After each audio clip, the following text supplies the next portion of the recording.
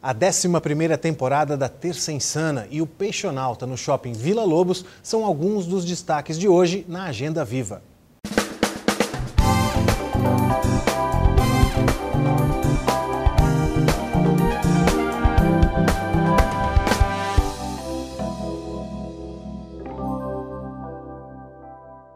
Oi, Alexandre, vamos dar uma volta lá em São Paulo hoje para ver o que está acontecendo por lá? Então, o Shopping Vila Lobos recebe nestas férias o Peixonauta. Em 7 atividades, as crianças vão aprender a conservar o meio ambiente e a fauna. As brincadeiras serão realizadas até o dia 31 de julho, de segunda a sábado, das 10 da manhã às 10 da noite e aos domingos e feriados, do meio-dia às 8 da noite. Confira a programação completa no site shoppingvilalobos.com.br. Em sua 11ª temporada, a comédia Terça Insana é considerada um dos maiores sucessos dos palcos paulistanos. Desde a sua estreia, levou aos palcos cerca de 320 espetáculos diferentes, que hoje compõem um enorme repertório de criações do projeto. Confira todas as terças, às 9 da noite, no Teatro Itália. Os ingressos, R$ 80. E mais informações, acesse o site teatroitalia.com.br.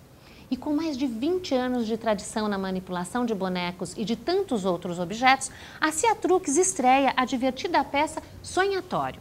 3 homens, no refeitório de um hospital psiquiátrico, começam a dar vida aos utensílios da cozinha. E diversão garantida. Aos domingos no Sesc Pinheiros, até dia 9 de setembro, com 2 sessões, às 3 e às 5 da tarde. Grátis para crianças de até 3 anos. Mais informações pelo telefone 3095-9400.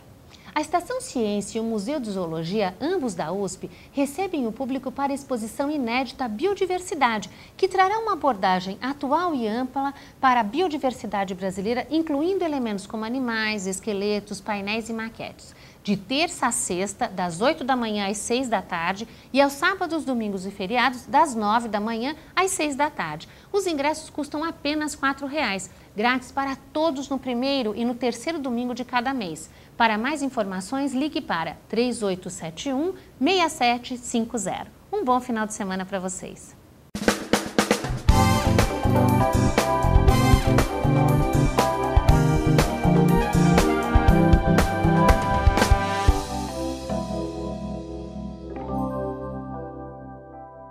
Obrigado, Rosana. Dribles inesquecíveis, gols memoráveis e muita criatividade. O Arredores de hoje foi até o Museu do Futebol, localizado em um dos grandes símbolos de São Paulo, o Pacaembu. Futebol não se aprende na escola.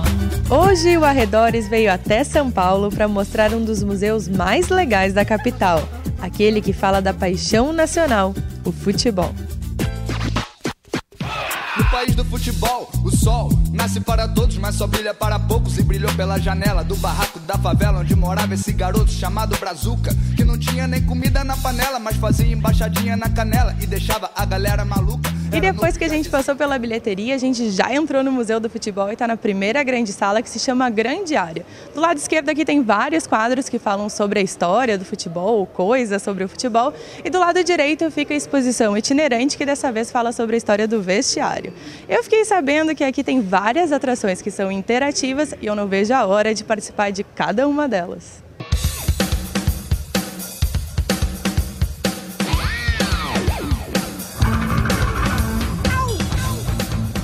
Como é que surgiu a ideia de fazer um museu especial para o futebol?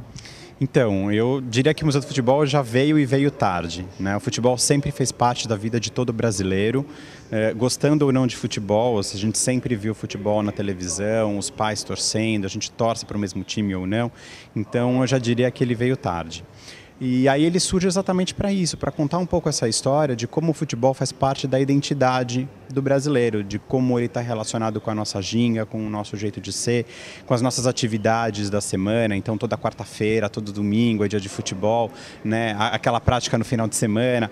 É disso que a gente fala aqui no museu. A gente não fala só do jogo praticado no campo, a gente quer mostrar como o brasileiro respira, inspira, enfim, e torce e vive o futebol. E para terminar, eu queria falar um pouquinho do acervo, né? A gente sabe que tem algumas exposições que são itinerantes, que elas vêm até o museu, e outra parte que é fixa. Queria que você contasse um pouquinho para quem está em casa. Isso, na verdade a gente tem uma exposição que a gente chama de longa duração, que foi a exposição que inaugurou o Museu do Futebol e que ela tem uma durabilidade maior. E a gente recebe pelo menos 2 ou 3 exposições temporárias ao longo do ano. Essas exposições são desdobramentos dessa exposição de longa duração, ou são alguns temas específicos que a gente traz para o público conhecer um pouquinho mais do futebol que não está contado na exposição de longa duração. Obrigada, Renato. Parabéns pelo trabalho. Obrigado. Sejam bem-vindos e venham ao Museu do Futebol.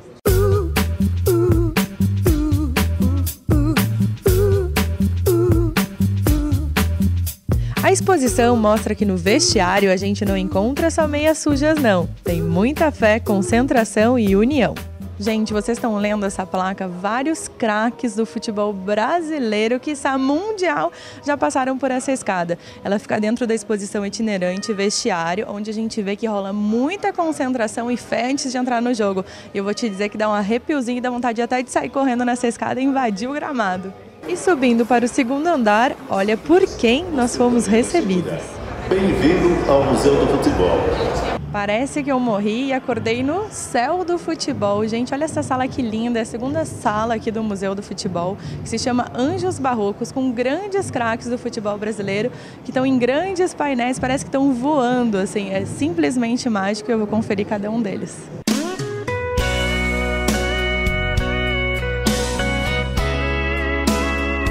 Na sala seguinte é possível viajar no tempo, vendo e ouvindo grandes gols da história através do narrador que você mesmo pode escolher. O museu está muito bem feito, extremamente de bom gosto, caprichado. Eu acho que era uma coisa que faltava para São Paulo, porque dá um reflexo para o mundo da nossa organização futebolística. Porque o Brasil é conhecido como o melhor futebol do mundo, ou foi o melhor futebol, hoje está meio decadente. Na última classificação da Copa aparece em 11º lugar, não é mesmo? Mas em termos de organização, isso aqui realmente está maravilhoso. Vem cá, e como é que é o nome do cunhado aqui? É Oswaldo. Vem cá, Oswaldo, cunhado corintiano que convidou ele para vir. Por que você convidou ele para vir no museu, assim, senhor? Eu não conhecia. Não, nunca tive num local, e não conhecia o Pacaembu também, né? Então foi a oportunidade para a gente vir, ele sabe que ele não conhecia também, então unimos aí o útil ao agradável. Então recomenda? Sim, com certeza. Agora a gente está na sala que se chama Exaltação, que fica embaixo das arquibancadas do Pacaembu. A gente pode ver que as estruturas vibrando, por enquanto dá esse silêncio, mas daqui a pouco começa uma gritaria que parece que a gente está na geralzona de todas as torcidas do Brasil de verdade. Na sala Origens, o público encontra um pouquinho da história da chegada do futebol no país.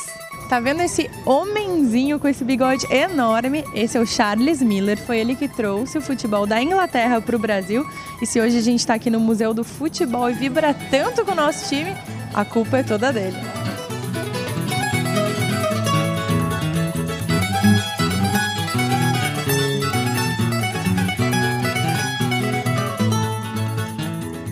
Museu, assim, o que vocês estão achando? Vocês recomendam para quem está em casa? É bem interessante, bem moderno. É legal porque junta um pouco do que é antigo com o moderno. Eu achei bem interessante, bem legal. Tem um acervo de áudio, tem um acervo de imagens maravilhoso, vale muito a pena.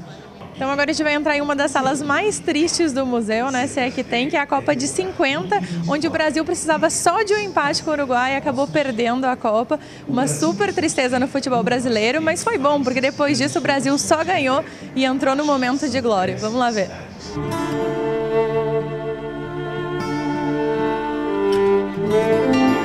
É impressionante como a gente consegue sentir um pouco do que as pessoas sentiram no Maracanã naquele dia.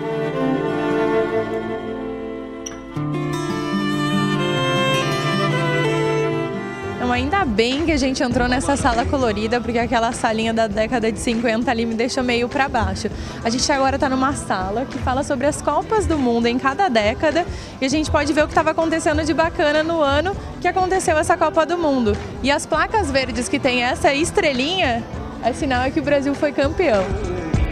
Joga bola, joga bola, jogador.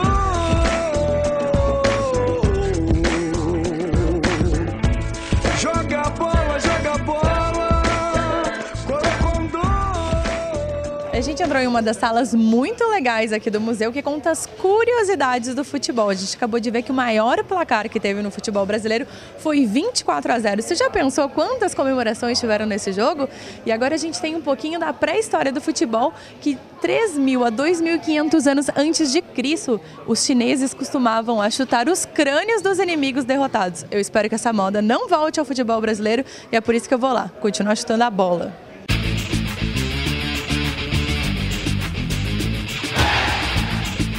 Eu adorei a Sala das Curiosidades, ver como eram as bolas e as chuteiras de antigamente. Que diferente! E ainda nesse trecho que os visitantes podem olhar para ele, para o famoso gramado do Pacaembu. Bola na trave, não quero placar. Bola na área, sem ninguém pra cabecear. Bola na rede pra fazer um gol. Quem não sonhou em ser um jogador de futebol?